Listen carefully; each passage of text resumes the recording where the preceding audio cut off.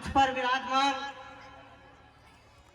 यादव समाज के वर्तमान अध्यक्ष बड़े भाई सुभाष जी यादव, पूर्व अध्यक्ष सम्मानीय गोकुल जी गुरुजी, राष्ट्रीय अध्यापक संघ के उपाध्यक्ष बड़े भाई संदीप जी गुरुजी, बड़े भाई अभिमन्यु जी चौधरी, प्रमोद जी यादव और इस विद्यालय के डायरेक्टर सर, प्रिंसिपल सर और मेरे सामने आकार लेते भविष्य के भारत के आधार स्तंभ और वर्तमान भारत के आधार स्तंभ और इस विद्यालय के इन अंकुरित बीजों को अंकुरित करने में अपना श्रम लगा रही महिला शक्ति और परम सम्मानीय गुरुजी, सबसे पहले तो मैं अशोक जी गुरुजी का धन्यवाद देता हूं कि जिन्होंने मेरे को इतना मान और सम्मान दिया। 3 दिन पहले अशोक जी ने फोन किया कि विधायक साहब इस कार्यक्रम में अपनी उपस्थिति देंगे क्या। मैंने गुरुजी को कहा, गुरुजी आप बात कीजिए, यदि वो इस क्षेत्र में रहेंगे तो अवश्य बच्चों को आशीर्वाद देने के लिए आएंगे। लेकिन गुरुजी की बात हुई और विधायक साहब ने कहा कि विधानसभा चल रही है, मैं नहीं पहुंच पाऊंगा, इसके लिए मैं क्षमा प्रार्थी हूं। गुरुजी ने मेरे को फोन किया कि विधायक साहब तो नहीं आ रहे, आपको आना है। तो मैं विधायक साहब का संदेश लेके आपके बीच में आया हूं। विधायक साहब ने आपके लिए संदेश दिया है कि आप खूब पढ़ें लिखें और इस क्षेत्र का नाम रोशन करें। यदि आपके साथ कोई दिक्कत आती है तो वो आपके लिए आधी रात में भी तैयार हैं। अब मैं बात करता हूं आपकी। आज कक्षा 12 के छात्र यहां से विदाई ले रहे हैं। मैं अभी कार्यक्रम देख रहा था तो आपका जो सबसे पहला जो कार्यक्रम था झांसी की रानी, था कि नहीं था? जोर से बोलो, था कि नहीं था? तो उसमें एक लाइन आई थी कि खूब लड़ी मर्दानी, वो तो झांसी वाली रानी थी।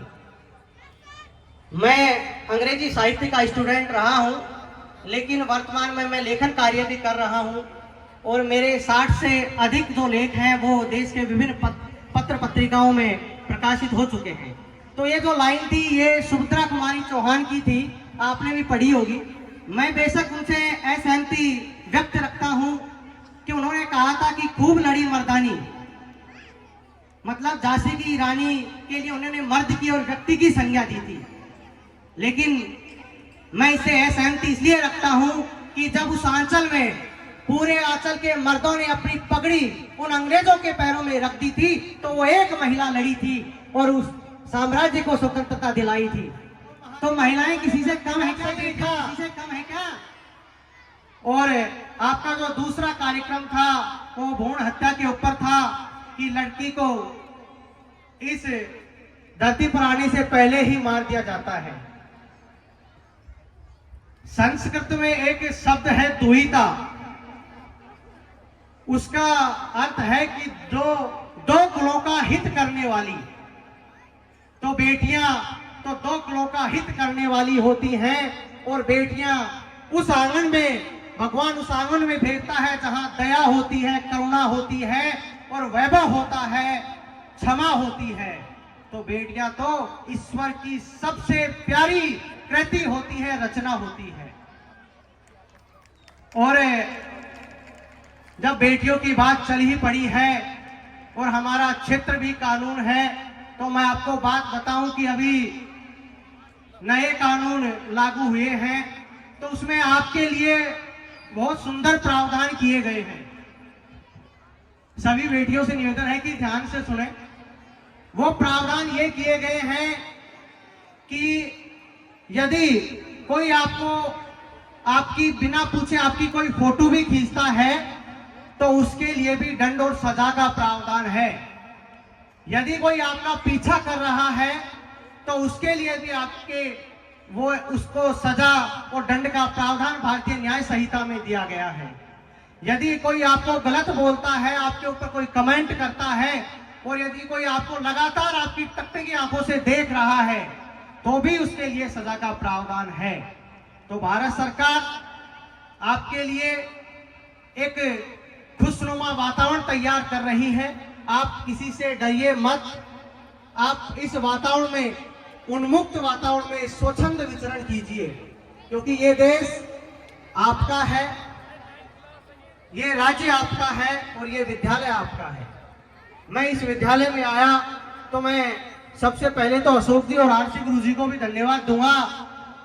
मैंने जितने कार्यक्रम इस विद्यालय में देखे तो मैंने इस विद्यालय में शिक्षा के साथ नैतिक शिक्षा भी देखी है, जो इतने अच्छे कार्यक्रम दिए।